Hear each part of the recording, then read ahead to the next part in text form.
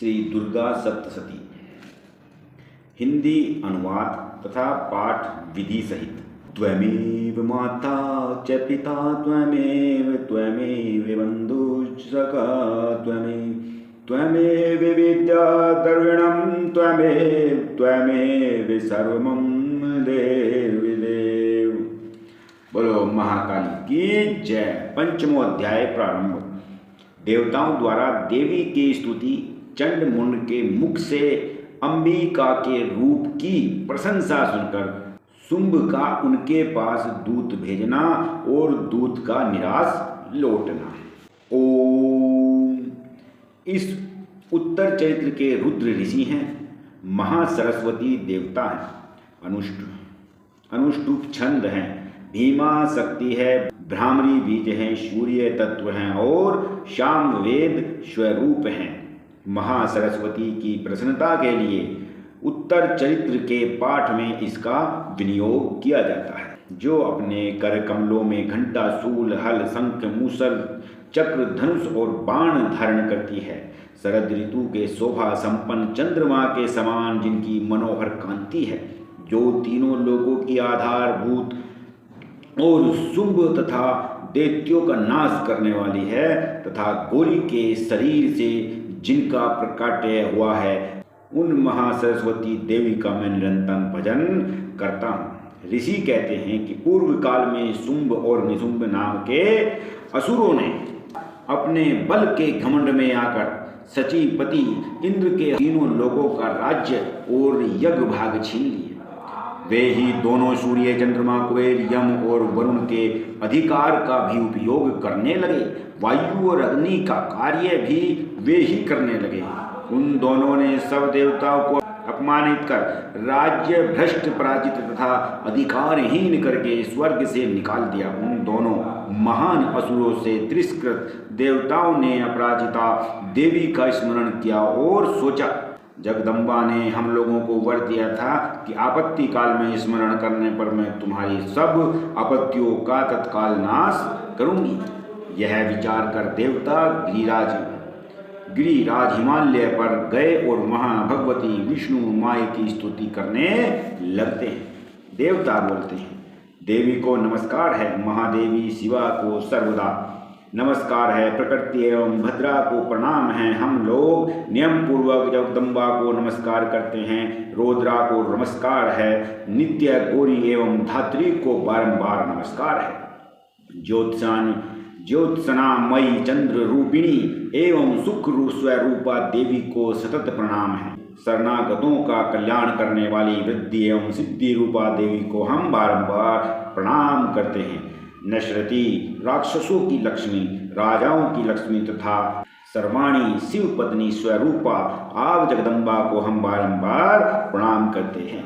दुर्गा पार दुर्गम, संकट से पार उतारने वाली, सारा शंभु, सारा सबकी सारभूता, सर्वकारिणी ख्याति कृष्णा और धूम्र देवी को सर्वदा हम प्रणाम करते हैं। अत्यंत सौम्य तथा अत्यंत रौद्र रूपा देवी को भी हम प्रणाम करते हैं। उन्हें हमारा बारंबार प्रणाम है। जगत की आधारभूता कृति देवी को बारंबार प्रणाम करते हैं। जो देवी सब प्राणियों में विष्णु माया के नाम से कही जाती है, उनको हम प्रणाम करते हैं और उनको नमस्कार और उनको बारंबार प्रणाम करते हैं। जो देवी सब प्राणियों में चेतना कहलाती है, उनको हम बारंबार प्रणाम करते हैं। जो देवी सब प्राणियों में बुद्धि रूप से स्थित हैं, हम उनको बारंबार प्रणाम करते हैं। जो देवी सब प्राणियों में निद्रा रूप से स्थित है, उनको भी हम बारंबार प्रणाम करते हैं। जो देवी सब प्राणियों में क्षुधा रूप से स्थित है, उनको हम बारंबार प्रणाम करते हैं।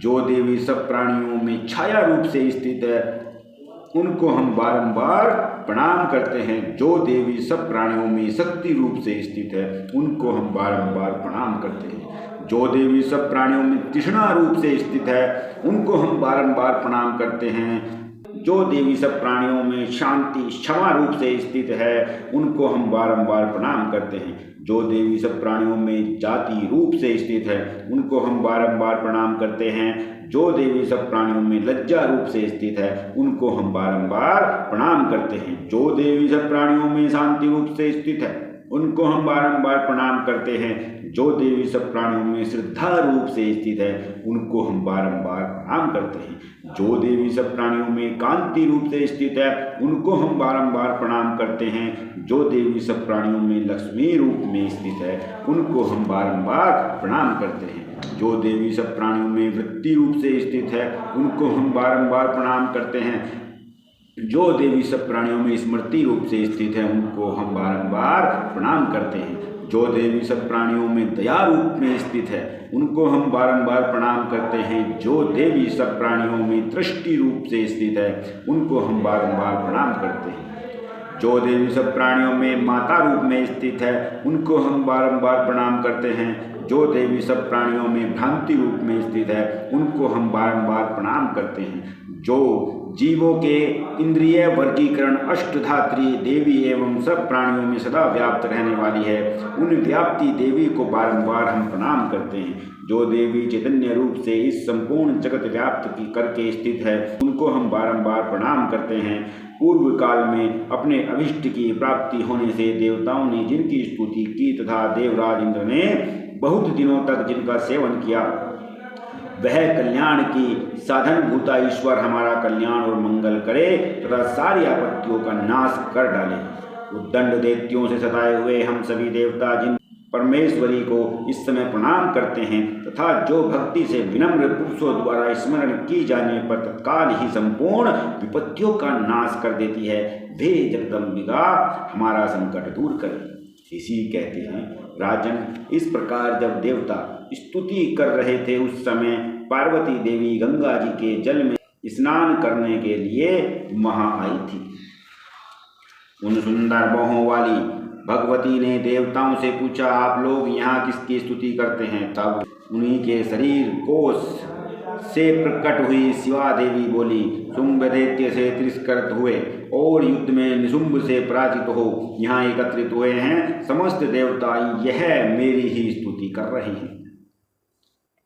पार्वती जी के शरीर कोश में अंबिका प्रादुर्भाव हुआ था, इसलिए वे समस्त लोकों में कौशिकी कही जाती हैं। कौशिकी के प्रकट होने के बाद पार्वती देवी का शरीर काले रंग का हो गया था। वे हिमालय पर रहने वाली कालिका देवी के नाम से विख्यात हो गई। तदंतर शुंभ निशुंभ भृत्य चंड मुंड वहां आए और उन्होंने परम मनोहर रूप धारण करने वाली अंबिका देवी को देखा। फिर वे शुंभ के पास जाकर बोले, महाराज एक अत्यंत मनोहर स्त्री है जो अपनी दिव्य कांति से हिमालय को प्रकाशित कर रही है। वैसा उत्तम रूप कहीं किसी ने भी नहीं देखा होगा। असुरेश्वर पता लगाइए वह कौन देवी है और उसे ले लीजिए। स्त्रियों में तो वह रत्न है, उसका प्रत्येक अंग बहुत ही सुंदर है तथा वह अपने श्री अंगों की प्रभा से संपूर्ण दिशाओं में प्रकाश फैला रही है। दैत्यराज अभी वह हिमालय पर ही मौजूद है, आप उसे देख सकते हैं। प्रभु, तीनों लोकों में मणि, हाथी और घोड़े आदि जितने भी रत्न हैं वे सब इस समय आपके घर में शोभा पाते हैं। हाथियों में रत्न भूत ऐरावत, यह पारिजात का वृक्ष और यह उच्च श्रवा घोड़ा, यह सब आपने इंद्र से लिया है।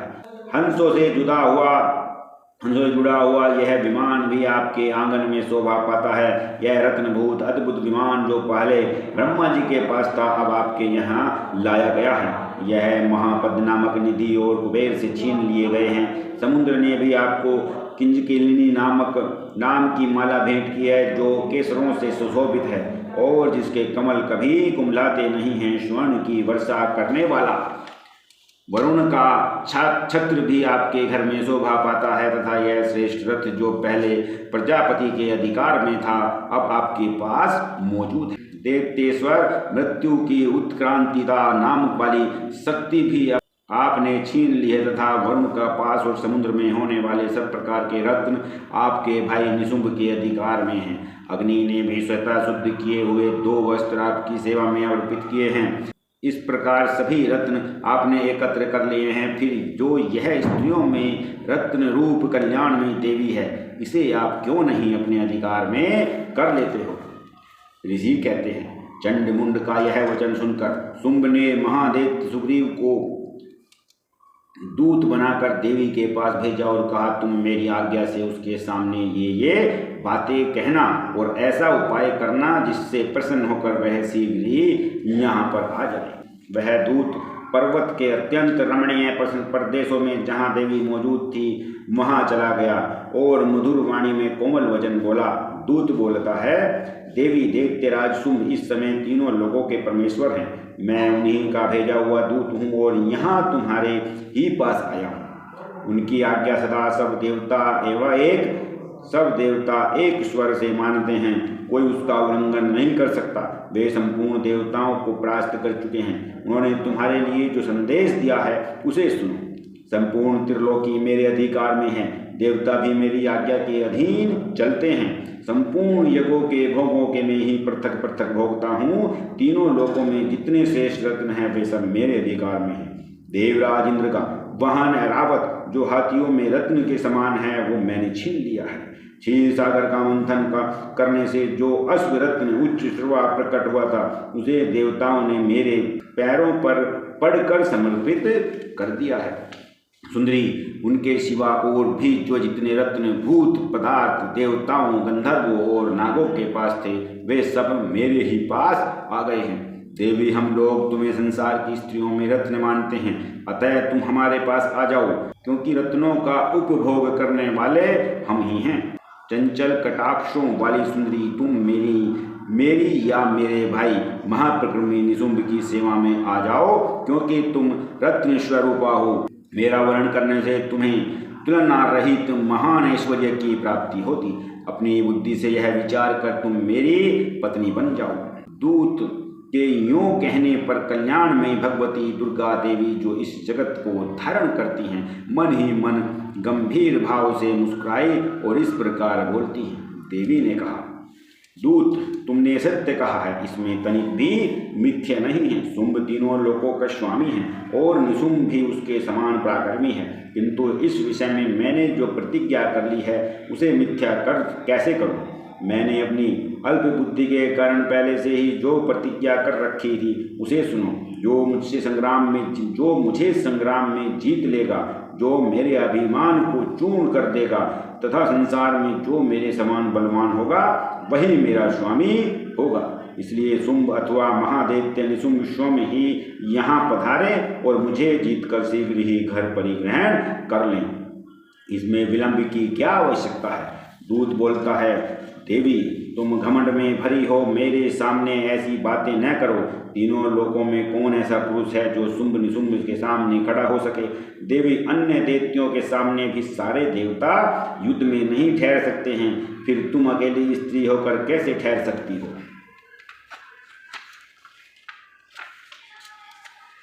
जिन शुंभ आदि दैत्यों के सामने इंद्र आदि सब देवता भी युद्ध में खड़े नहीं हुए, उनके सामने तुम स्त्री होकर कैसे जियोगी? इसलिए तुम मेरे ही कहने से शुंभ निशुंभ के पास चली चलो। ऐसा करने से तुम्हारे गौरव की रक्षा होगी, अन्यथा जब वे केस पकड़कर घसीटेंगे तब तुम्हें अपनी प्रतिष्ठा खोकर जाना पड़ेगा। देवी ने कहा, तुम्हारा कहना ठीक है, शुंभ बलवान है और निशुंभ भी बड़े पराक्रमी है, किंतु क्या करूं, मैंने पहले ही बिना सोचे समझे प्रतिज्ञा कर ली है। अतः अब तुम जाओ, मैंने तुमसे जो कहा है वह सब दैत्यराज आदरपूर्वक से कहना, फिर वे जो उचित जान पड़े कर लेंगे। इस प्रकार श्री मार्कंडेय पुराण में सावर्णिक मनवंतरी कथा के अंतर्गत देवी महात्म्य में देवी दूत संवाद नामक 5वां अध्याय यहीं पर समाप्त होता है। बोलो महादेवी की जय, महादुर्गे की जय। 6वां अध्याय धूम्र विलोचन वध प्रारंभ होता है। मैं सर्वगेश्वर भैरव के अंक में निवास करने वाली परमोत्कृष्ट पद्मावती देवी का चिंतन करता हूँ। वे नागराज के आसन पर बैठी हैं। नागों के फणों में सुशोभित होने वाली मणियों की विशाल माला से उनकी दहलता उदासीन हो रही है। सूर्य के समान उनका तेज है। 3 नेत्र उनकी शोभा बढ़ा रहे हैं। वे हाथों में माला, कुंभ, कपाल और कमल लिए हुए हैं तथा उनके मस्तक में अर्धचंद्र का मुकुट सुशोभित है। ऋषि कहते हैं कि हे देवी का यह कथन सुनकर दूत को बड़ा अमर्ष हुआ और उसने दैत्यराज के पास जाकर यह सब समाचार विस्तार पूर्वक कह सुनाया। दूत के उस वचन को सुनकर दैत्यराज कुपित हो उठा और दैत्य सेनापति धूम्रविलोचन से बोलता है, धूम्रविलोचन, तुम शीघ्र ही अपने सेना साथ लेकर जाओ और उस दुष्टा के केश पकड़कर घसीटते हुए उसे बलपूर्वक यहाँ ले आओ। उसकी रक्षा करने के लिए यदि कोई दूसरा खड़ा हो तो वह देवता, यक्ष अथवा गंधर्व ही क्यों न हो, उसे अवश्य मार डालना। ऋषि कहते हैं कि शुंभ के इस प्रकार आज्ञा देने पर वह धूम्रविलोचन दैत्य 60,000 असुरों की सेना को साथ लेकर वहां से तुरंत चल दिया। वहां पहुंचकर उसने हिमालय पर रहने वाली देवी को देखा। ललकार कर कहा, अरे तुम शुंभ निशुंभ के पास चल। यदि इस समय प्रसन्नतापूर्वक मेरे स्वामी के समीप नहीं चलेगी तो मैं बलपूर्वक झोंटा पकड़कर घसीटते हुए तुम्हें ले चलूंगा। देवी बोलती हैं कि तुम्हें दैत्यों के राजा ने भेजा है। तुम स्वयं भी बलवान हो और तुम्हारे साथ विशाल सेना भी है। ऐसी दशा में यदि मुझे बलपूर्वक ले चलोगे तो मैं तुम्हारा क्या कर सकूंगी। ऋषि कहते हैं कि देवी के यों कहने पर असुर धूम्रविलोचन उनकी ओर दौड़ा और अंबिका ने हूँ शब्द के उच्चारण मात्र से उसे भस्म कर दिया। फिर तो क्रोध में भरी हुई दैत्यों की विशाल सेना और अंबिका ने एक दूसरे पर तीखे सहायकों शक्तियों से तथा फरसों की वर्षा आरंभ कर दी। इतने में ही देवी का वाहन सिंह क्रोध में भरकर भयंकर गर्जना करके गर्दन के बालों को हिलाता हुआ असुरों की सेना में कूद पड़ा। उसने कुछ दैत्यों को पंजों के मार से, कितनों को अपने जबड़ों की और कितने ही महादैत्यों को पटक कर ओठ की ढोंट से घायल करके मार डाला। उस सिंह ने अपने नोकों से कितनों के पेट फाड़ डाले और थप्पड़ मार मार कर कितनों का सिर धड़ से अलग कर दिया। कितनों की भुजाएं और मस्तक काट डाले तथा अपनी गर्दन के बाल हिलाते हुए उसने दूसरे दैत्यों के पेट फाड़ डाले, उनका रक्त चूस लिया। अत्यंत क्रोध में भरे हुए देवी के वाहन उस महाबली सिंह ने क्षण भर में ही असुरों की सारी सेना का संहार कर डाला। शुंभ ने जब सुना कि देवी ने धूम्रविलोचन असुर को मार डाला तथा उसके सिंह ने सारी सेना का सफाया कर डाला है, तब उस दैत्यराज को बड़ा क्रोध हुआ। उसका खोट कांपने लगा। उसने चंड और मुंड नामक 2 महादैत्यों को आज्ञा दी, हे चंड और हे मुंड, तुम लोग बहुत बड़ी सेना लेकर वहां जाओ। उस देवी के झेंटी पकड़कर अथवा उसे बांधकर शीघ्र यहाँ लेकर आओ। यदि इस प्रकार उनको लाने में संदेह हो तो युद्ध में सब प्रकार के अस्त्र शस्त्रों तथा समस्त असुरी सेना का प्रयोग करके उसकी हत्या कर डालना। दुष्टा की हत्या होने तथा सिंह के भी मारे जाने पर उस अंबिका को बांधकर साथ में लेकर आओ और साथ लेकर ही लौटना। इस प्रकार श्री मार्कंडेय पुराण में सावर्णिक मनवंत्र की कथा के अंतर्गत देवी महात्म्य में धूम्रविलोचन वध नाम का 6वां अध्याय भी समाप्त होता है। बोलो महादुर्गे की जय। 7वां अध्याय प्रारंभ। चंड और मुंड का वध।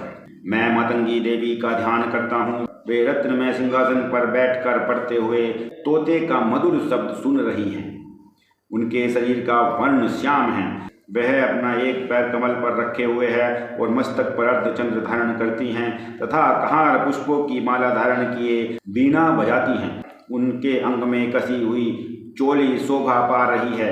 वे लाल रंग की साड़ी पहने हाथ में शंख में पात्र लिए हुए हैं। उनके वदन पर मधु का हल्का हल्का प्रभाव जान पड़ता है और ललाट पे बेंती शोभा दे रही है। ऋषि कहते हैं, तदंतर शुंभ की आज्ञा पाकर वे चंड और मुंड आदि दैत्य चतुरंगिनी सेना के साथ अस्त्र शस्त्रों से सुसज्जित हो चले।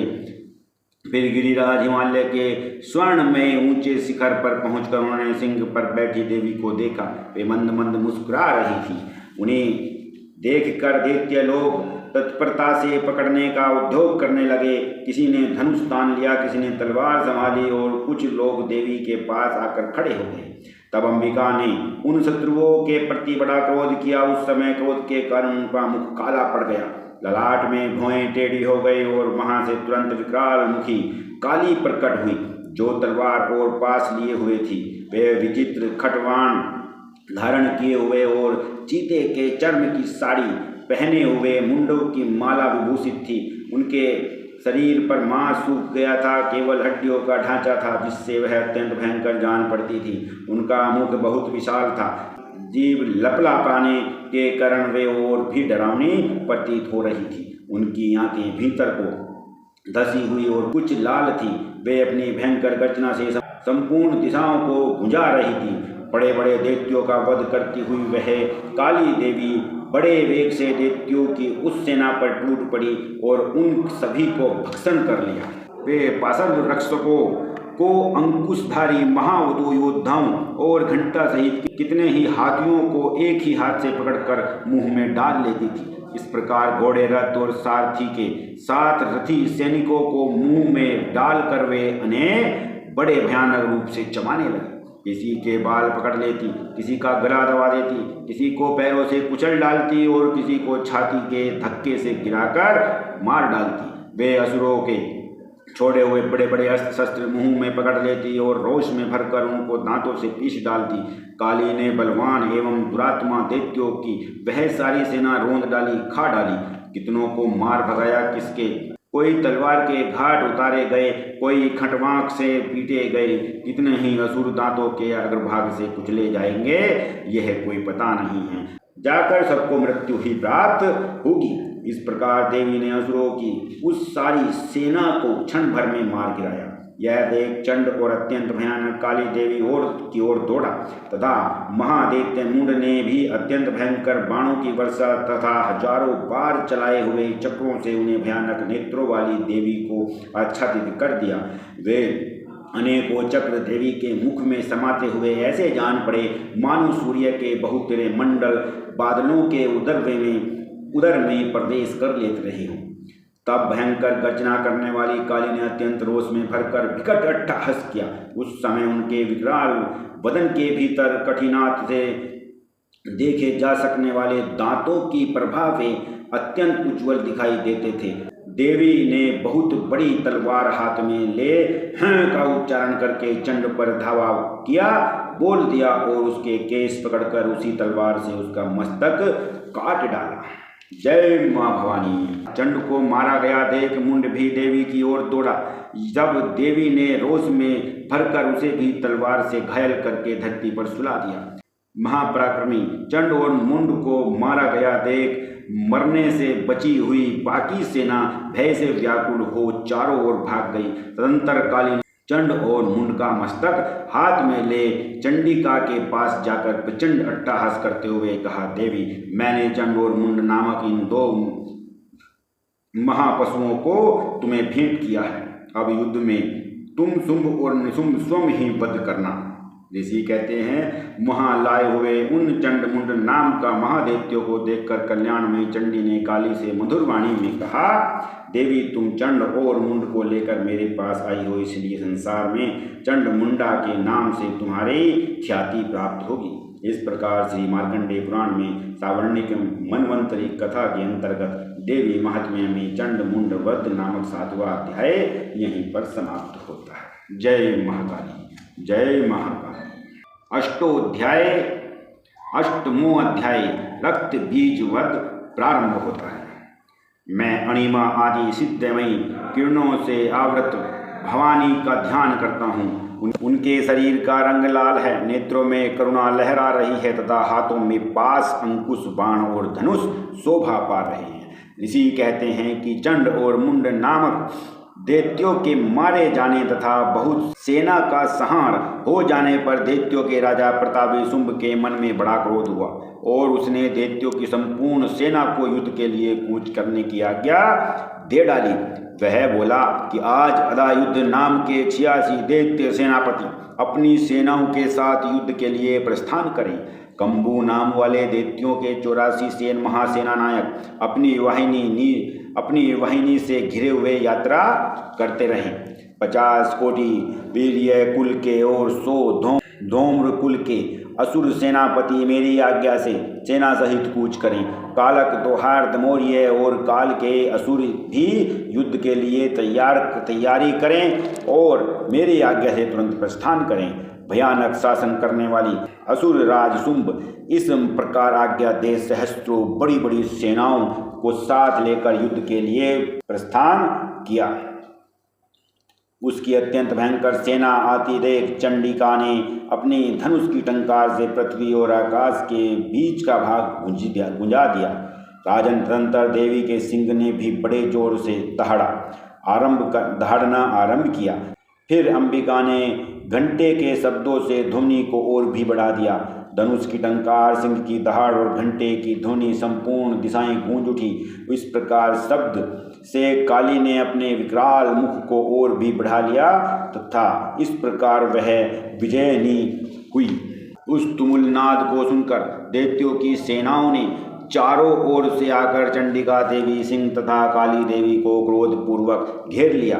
राजन, इसी बीच में असुरों के विनाश तथा देवताओं के अभुद्य के लिए ब्रह्मा, शिव, कार्तिकेय, विष्णु तथा इंद्र आदि देवता की शक्तियां जो अत्यंत पराक्रम और बल से संपन्न थी, उनके शरीर से निकलकर उन्हीं के रूप में चंडिका देवी के पास गई। जिस देवता का जिस रूप में जैसा वेशभूषा और जैसा वाहन है, ठीक वैसे ही साधना से संपन्न हो उसकी शक्ति असुरों से युद्ध करने के लिए आ गई।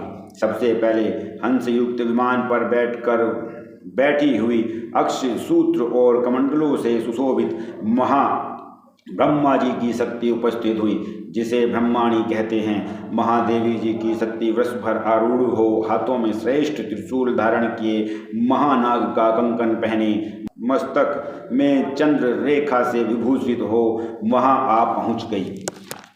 कार्तिकेय जी की शक्ति रूपा जगदम्बिका उन्हीं का रूप धारण किए श्रेष्ठ मयूर पर आरूढ़ हो हाथ में शक्ति लिए दैत्यों से युद्ध करने लग गई। इस प्रकार भगवान विष्णु की शक्ति गरुड़ पर विराजमान हो शंख, धनुष तथा खड़ग हाथ में लेकर वहां आई। अनुपम यज्ञ वहर का रूप धारण करने वाली श्री हरि की जो शक्ति है, वह भी वारा शरीर धारण करके वहाँ उपस्थित हुई। नरसिंह की शक्ति भी नरसिंह के समान शरीर धारण करने वहाँ आई। उसकी गर्दन के बालों के झटके से आकाश के तारे बिखर पड़ते हैं। इस प्रकार इंद्र की शक्ति वज्र हाथों में लिए गजराज ऐरावत पर बैठकर आई। उसके सहस्त्र नेत्र थे। इंद्र का जैसा रूप था वैसा ही उसका भी था। तदंतर उन देव शक्तियों से घिरे हुए महादेवी जी ने चंडिका से कहा, मेरी प्रसन्नता के लिए तुम शीघ्र ही इन असुरों का संहार करो। तब देवी के शरीर से अत्यंत भयानक और परम उग्र चंडिका शक्ति प्रकट हुई है, जो सैकड़ों गिदड़ियों की भांति आवाज करने वाली थी। उस अपराजिता देवी ने धूमिल जटा वाले महादेव जी से कहा, भगवान आप शुंभ निशुंभ के पास दूत बनकर जाइए और उन्हें अत्यंत गर्वीले दानव शुंभ और निशुंभ दानव से कहिए, साथ ही उनके अतिरिक्त जो भी दानव युद्ध के लिए वहां उपस्थित हों उन्हें भी यह संदेश दीजिए कि दैत्यो, यदि तुम जीवित रहना चाहते हो तो पाताल को लौट जाओ। इंद्र को त्रिलोकी राज्य मिल जाए और देवता यज्ञ का भाग उपयोग करें। यदि बल के घमंड में आकर तुम युद्ध की अभिलाषा रखते हो तो आओ, मेरी सेवाएं तुम्हारी कच्चे मांस से तृप्त होगी। क्योंकि उस देवी ने भगवान शिव को दूत के कार्य में नियुक्त किया था, इसलिए वह शिवदूती के नाम से संसार में विख्यात हुई। वे महादैत्य भी भगवान शिव के मुंह से देवी के वचन सुनकर क्रोध में भर गए और जहाँ कात्यायनी विराजमान थी उस ओर बढ़े। तदंतर वे दैन्य अर्श में भरकर पहले ही देवी के ऊपर बाणों की शक्ति और दृष्टि आदि अस्त्रों का वृष्टि करने लगे। तब देवी ने भी खेल खेल में ही धनुष टंकार की और उससे छोड़े हुए बड़े बड़े बाणों द्वारा दैत्यों के चलाए हुए बाण, शूल, शक्ति और फरसों को काट डाला। फिर काली उनके आगे होकर शत्रुओं को शूल के प्रहार से विदीर्ण करने लगी और खट घाव से और खटवांग से उनके कचूमर निकालती हुई रणभूमि में विचरने लगी। ब्रह्माणी भी जिस जिस ओर दौड़ती उसी ओर कमंडलुका का जल छिड़क कर शत्रुओं के ओज और पराक्रम को नष्ट कर देती। महेश्वरी ने त्रिशूल से तथा वैष्णवी ने चक्र से अत्यंत क्रोध में भरी हुई कुमार कार्तिकेय शक्तियों से दैत्यों का संहार आरंभ कर दिया। इंद्र शक्ति वज्र प्रहार से विदीर्ण हो सैकड़ों दैत्य दानव रक्त की धारा बहाते हुए पृथ्वी पर सो गए। वाराही शक्ति ने कितनों को अपनी थुनथुनी मार से नष्ट कर दिया।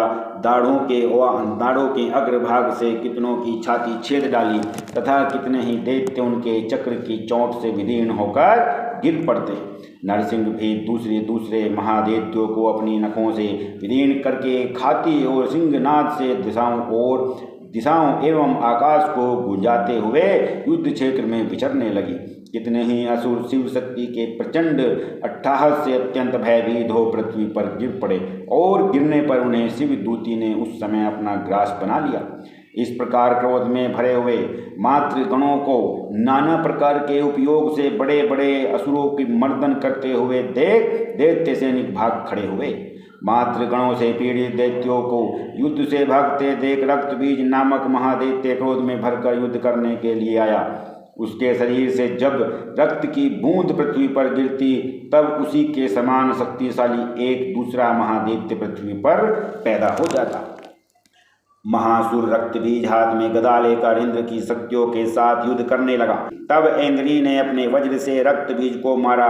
वज्र से घायल होने पर उसके शरीर से बहुत सा रक्त चूने लगा और उसी के समान रूप तथा पराक्रम वाले योद्धा उत्पन्न होने लगे। उसके शरीर से रक्त की जितनी बूंदें गिरी उतने ही पुरुष उत्पन्न हो गए। वे सब रक्तबीज के समान ही वीर्यवान बलवान तथा पराक्रमी थे।